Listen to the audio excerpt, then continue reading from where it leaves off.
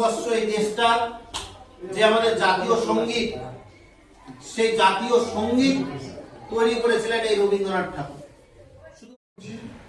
আর Manoj sir বললো, রঞ্জিত sir বললো, আমাদের হেড স্যার বললো অনেক কিছু। তো আমরা এখন মেন অনুষ্ঠানে চলে যাব। আজকের দিনটা কবিগুরুকে স্মরণ করার দিন। তার যে সৃষ্টি এবং তার যে শিক্ষা এবং তার যে মতাদর্শ, সেগুলোকে যদি আমরা আমাদের মধ্যে করতে পারি এবং অনুসরণ করতে পারি, তাহলে আমরা নিশ্চিত যে আমরা সঠিক পথেই আমরা আমাদের শিক্ষা গ্রহণ করব। একটা অসম্মানের ব্যাপার, তাই বলছি তোমরা ভালো মতো পড়াশোনা করবা, ঠিক আছে? এরপর তোমাদের অনুষ্ঠানটা শুরু হবে। আমি আর কিছু বলছি না, এইভাবে আমি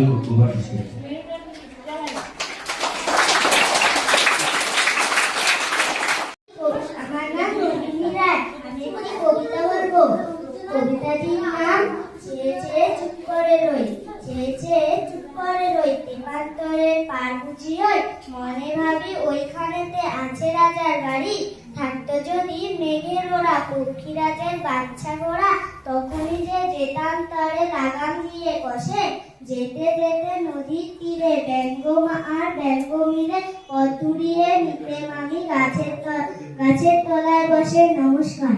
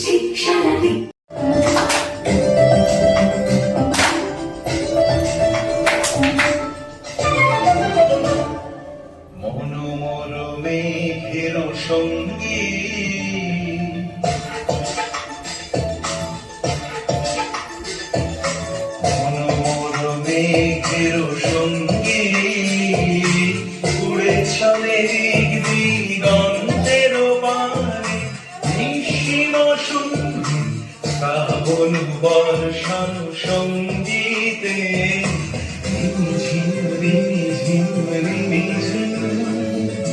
মনোর মেঘের সঙ্গী উড়ে চলে দিগন্তের পানে, নিঃসীম শুনবে শ্রাবণ বর্ষণ সঙ্গীতে।